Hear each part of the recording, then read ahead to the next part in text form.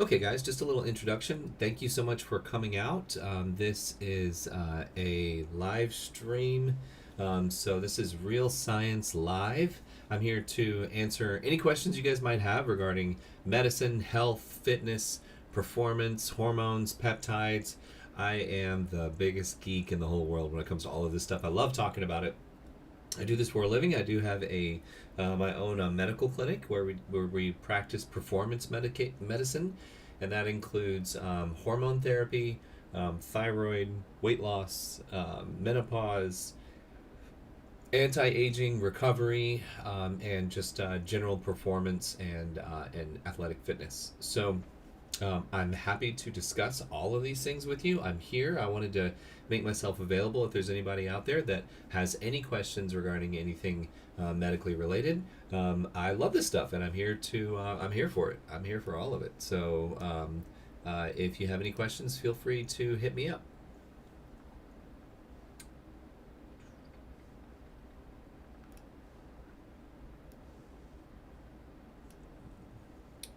There we go.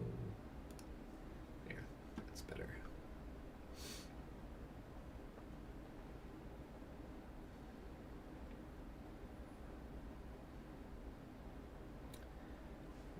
Okay. Looks like we've got a couple of views here. Anybody have any questions about anything? And if you can, in the chat, tell me where you guys are coming from.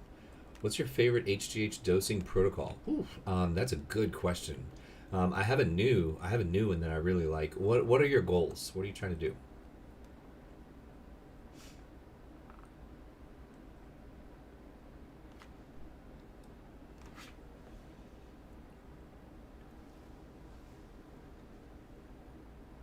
That's a question for you only new.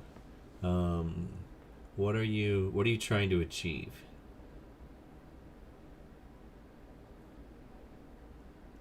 One of the new protocols that I really like, I'll just wait for that answer. One of the protocols that I really like is a stack protocol. There's a lot of different types of what I consider the boost immune system and help ketosis fat burning. Okay, so that's very particular. Um, okay, so let's see. Lean muscle, skin, etc. Got it. Thank you for that. Okay, so one of the things that I consider the growth hormone family. Like, there's a lot of different ones out there.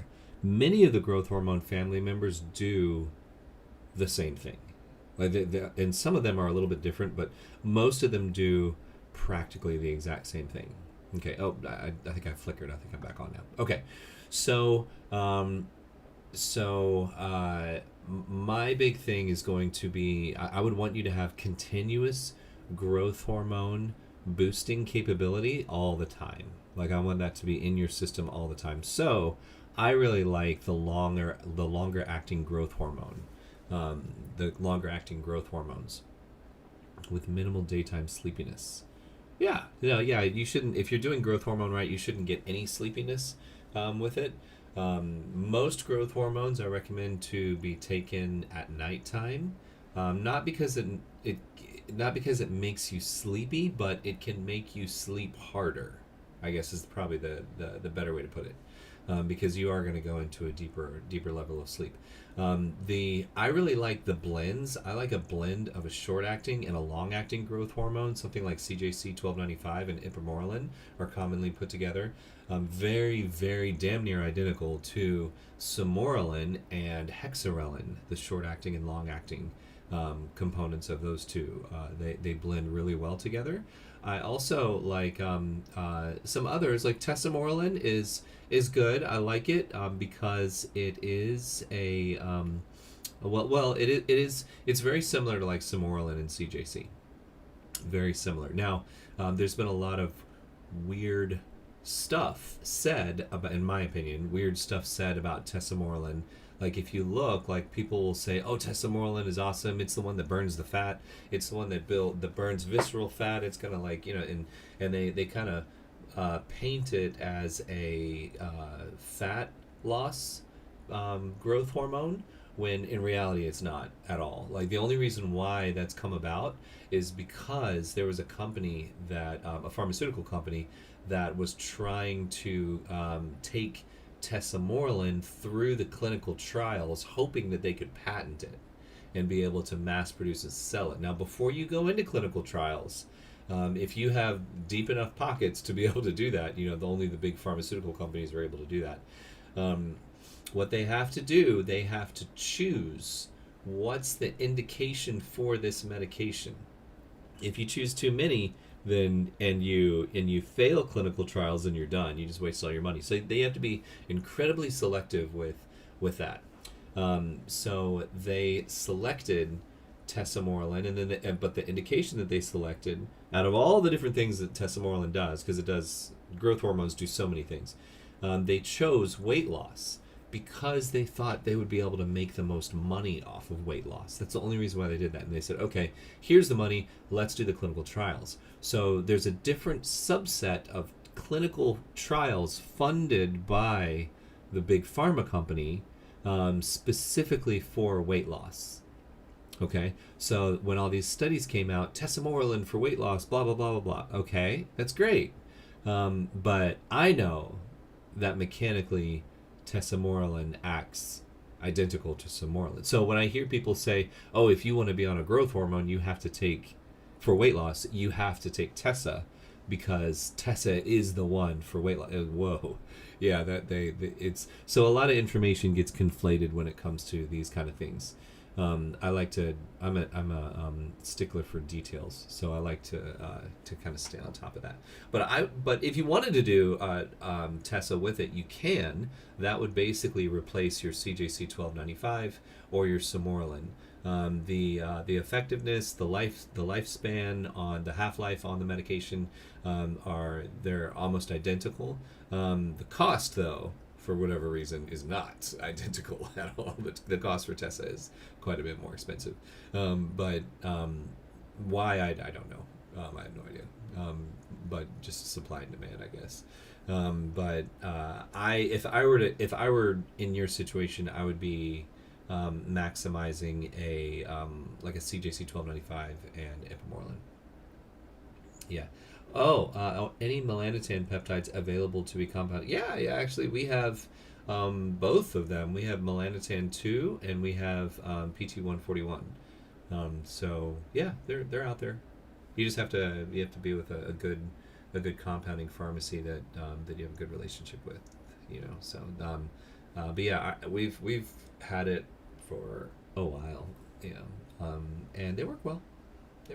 The melanotan too, you have to be really careful with, because that one, the one for to increase the melanin in your skin, to make your skin a little bit darker.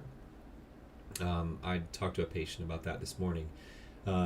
You have to be very, very patient with it. It will work, but it's one of those things that you'll take it and take it and take it and take it, and nothing will happen.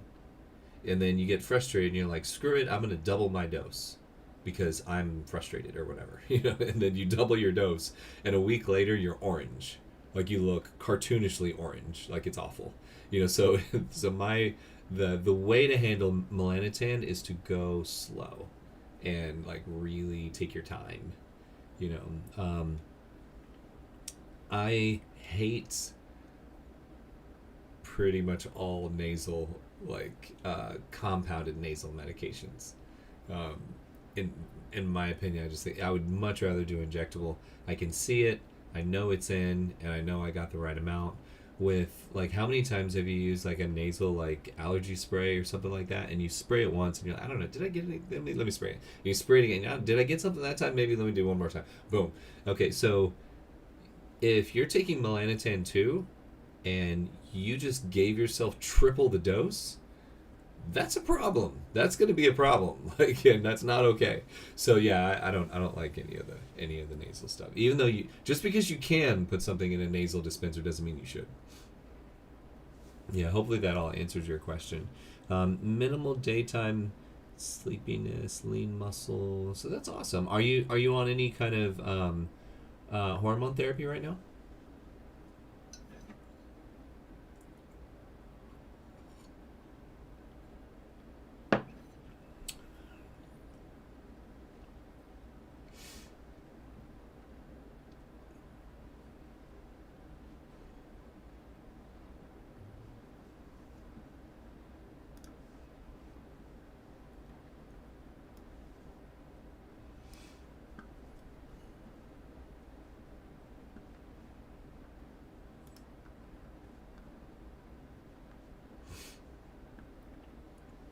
Oh, okay, good, good, cool, cool, cool.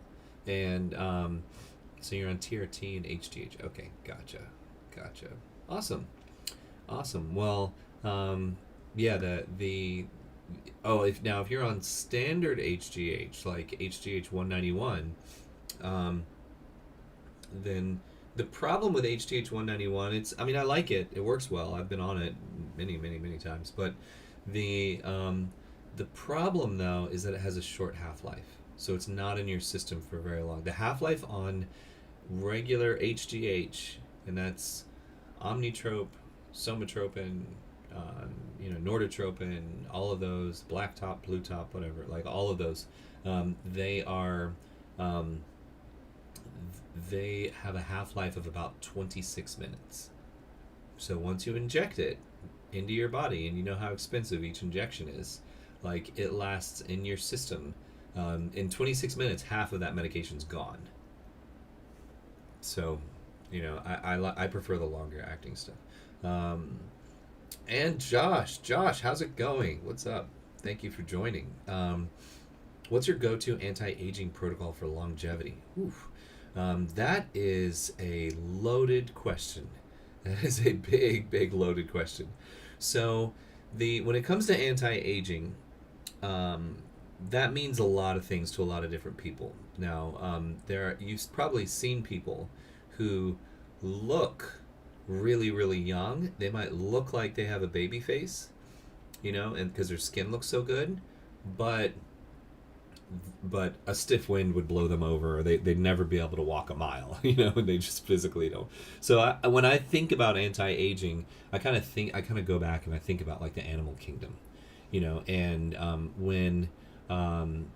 when certain animals, I think the African elephant is one of them, when the elephant cannot physically do what the rest of the pack is doing, when it can't keep up with its physical activity, then it hangs behind, digs a hole for itself, and it dies. Like it's a conscious decision. It's like I can no longer keep up. It's my time.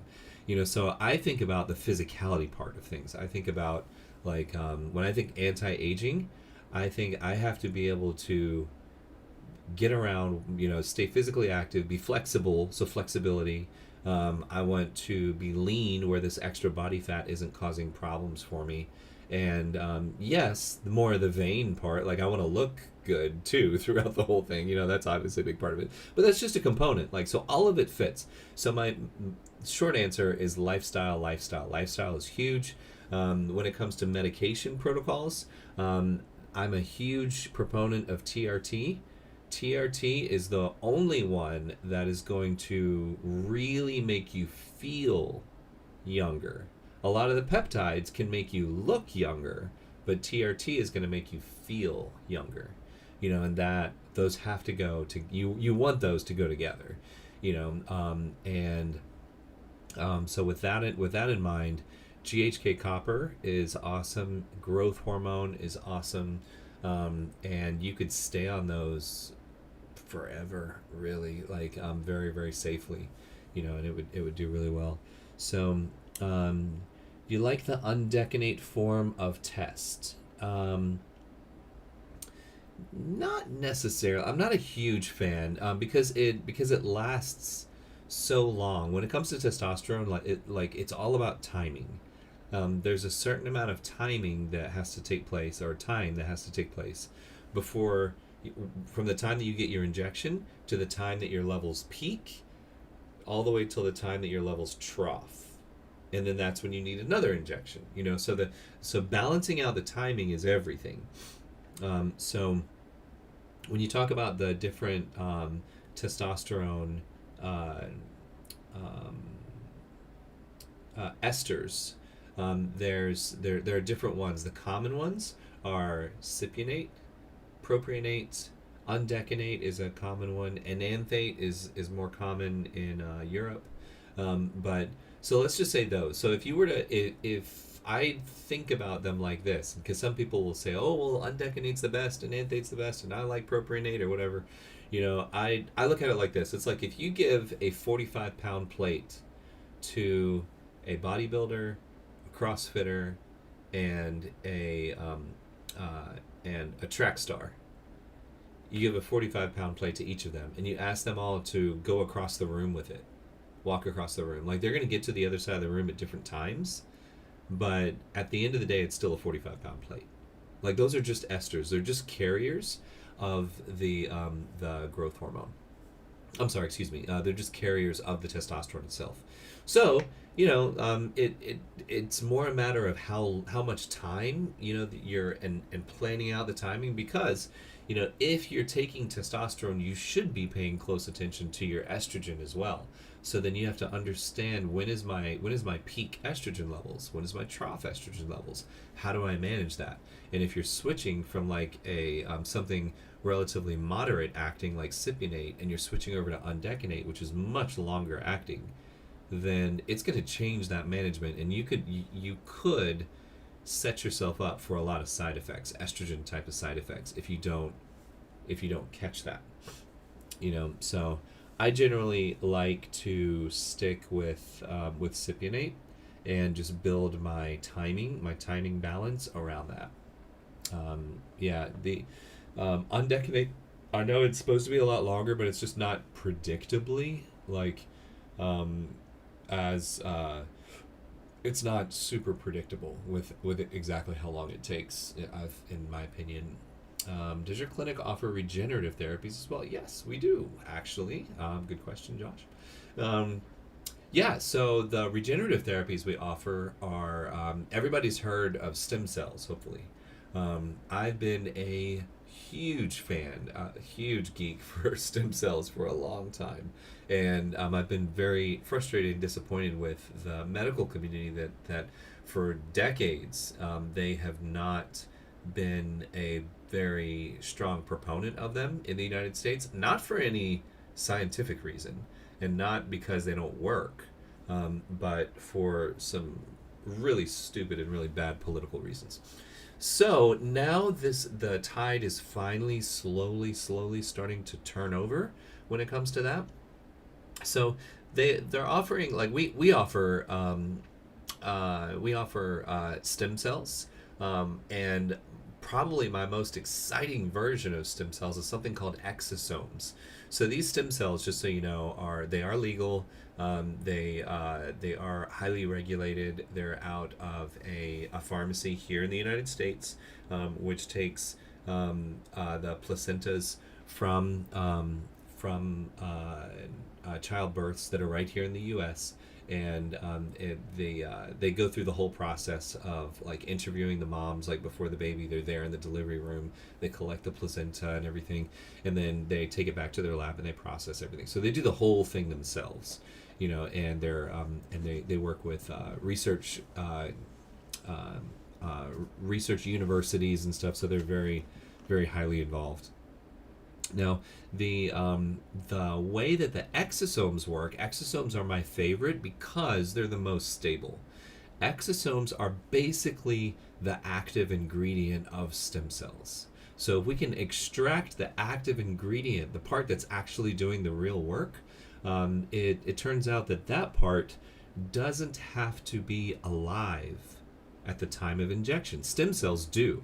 Stem cells have to be alive at the time of injection. That's why there's so much drama associated with getting stem cells. They come on dry ice, and you have to get them injected like right away, and then it's a big deal. But if we were just able to take the active ingredients, those don't have to be alive. So those can be handled more or less like a regular peptide. they can be reconstituted with bacteriostatic water, and you can inject it the same as you would a growth hormone or anything else.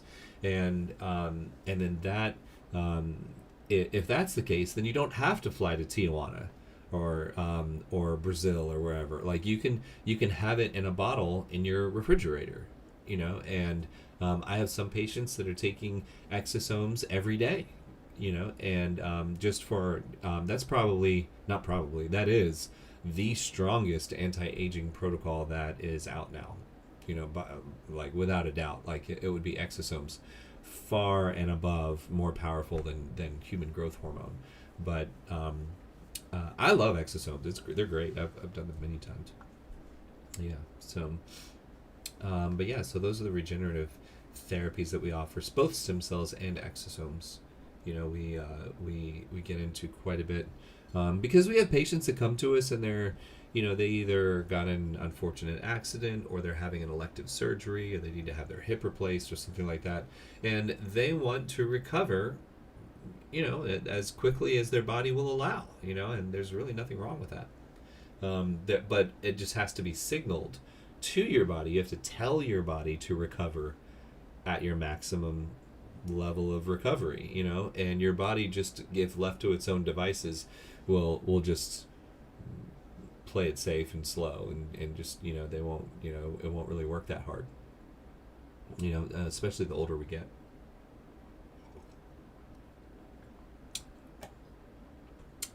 All right. Any other questions?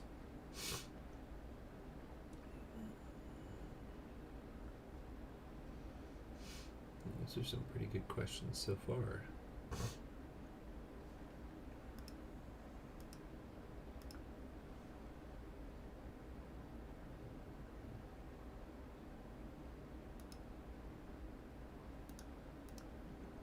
Okay.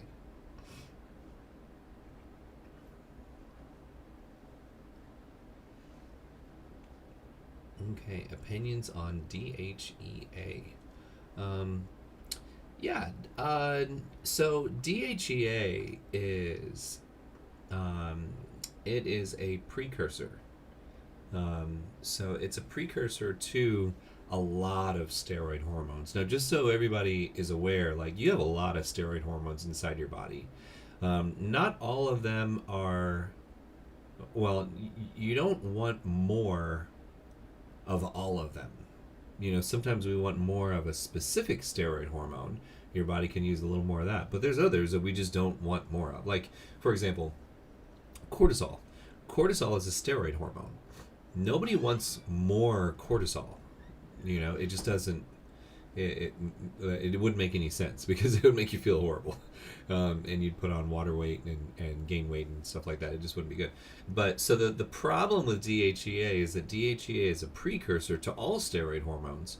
You cannot tell it which hormone you want it to turn into. It's just going to do what it does. It's just going to do whatever it wants to do. So I've seen a lot of people over the years that are incredibly hormone imbalanced, and the reason why is because they're taking DHEA, pregnenolone, ashwagandha. Like those three are the key components. So sometimes I recommend DHEA if it's indicated, but there has to be a good reason for it. I don't and unfortunately DHEA you can find anywhere. Like they have that at like the grocery store, literally. And it's powerful enough to put your body into a pretty significant hormone imbalance. Ever experimented with brexanolone? No, I haven't. I have not experimented with that, but I would like to. I would not be opposed. Let me look up the pharmacodynamics of that.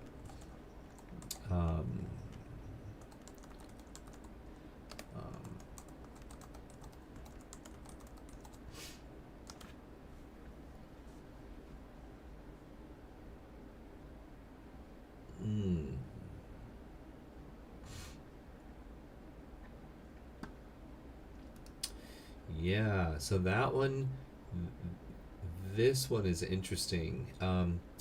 I like this one is going after your GABA receptors. It's a GABA receptor modulator, um, and um, the this one is oh my gosh, having a brain fart. Um, yeah, so I've not been on this one yet. Um,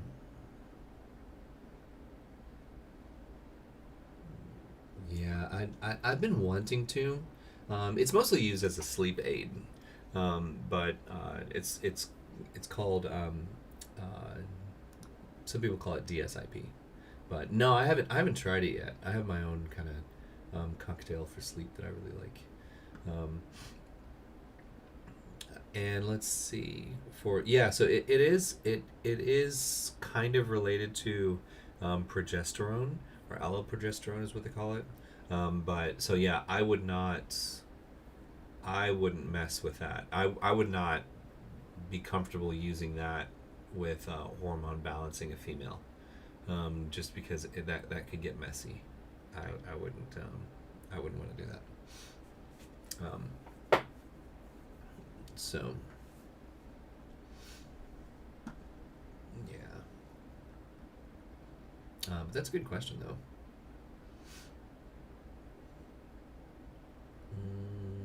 Let's see. Yeah, and people are using it as an antidepressant too.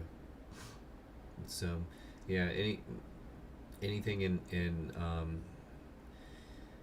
yeah, that would be a tough tool to predictably use um, in a hormone replacement therapy patient. For hormone replacement therapy, like I don't think it would be a good one to do for that. But maybe just on occasion, like as needed for sleep, but not every night, because I could see how, based off its pharmacodynamics, like I could see how the body could get very accustomed to this, could get very used to it, and so then like tolerance and addiction and stuff become an issue. But that's my opinion. Women, hormone replacement therapy for women is actually relatively easy. Um, it's even women that are going through menopause. The only thing is that you like with menopause for women, um, you have to be very careful. You have to always be light on your feet is how I describe it, because like with women, um, the uh, the way their bodies respond to hormones changes. So one level of testosterone therapy might be fine 1 month, but 6 months later that level is too high, and they can't take that anymore. They need to go lower, or that level's not enough, and they need more. And there's very little rhyme or reason why their bodies, why the way their bodies handle hormones bounces around so much, but it does. And we just have to stay on top of it, and it's good. Yeah, yeah. So good stuff, guys. Those are all great questions.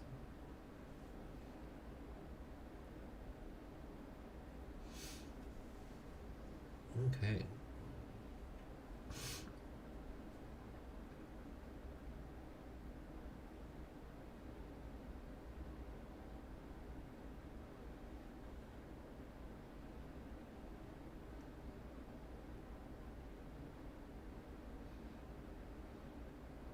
Okay, we'll just give it a couple more minutes to see if anybody has any other questions, and then we'll call it a day.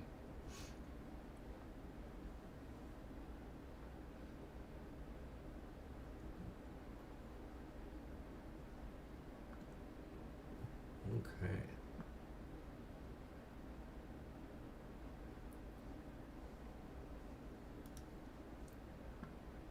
My favorite peptide.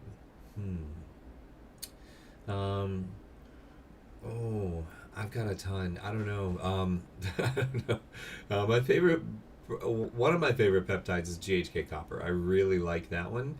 Um, it is incredibly safe. Um, as long as you get like the correct version, like the right GHK copper from a legitimate source. Um, I love that one. It's kind of like asking a tool guy what their favorite tool is. I have a lot of them. I don't know. Uh, the GHK copper is amazing for skin elasticity, youthful appearance, collagen formation. Like it's really good stuff. And the way it works, the method that it works off with such a small molecule, it's literally just three amino acids. So it's a tiny thing in comparison to like HGH, which is 191 amino acids all chained together. So GHK copper is incredibly powerful for what it is, and also very simple. So I see a lot of beauty in that. So I think that's so cool. But yeah, I think I would probably say at this moment in time, I would probably say GHK copper. I like a bunch of them. I really like all the growth hormones. I'm a bit of a hard gainer, so I like ibutamorin or MK677. I'm a big fan of that. I know that's not for everybody, but I really like it. Um, and yeah, like those are my big ones. Those are my big ones. So thank you guys very much for checking out the YouTube live, Real Science Live. I really appreciate you guys. If you get a chance, please check out my YouTube channel where I do geek-out sessions and deep dives into all of this kind of stuff: medicine, health, fitness, performance, lifestyle, all of it. I love talking about this stuff. And I love working with it. So I'm here for you. If anyone has or would like to have access to a medical clinic where you can get good, strong advice that is customized and custom tailored to you based on your labs and what you're going through, then please reach out to us. www.team360health.com. I'm here for you, and until next time, stay healthy.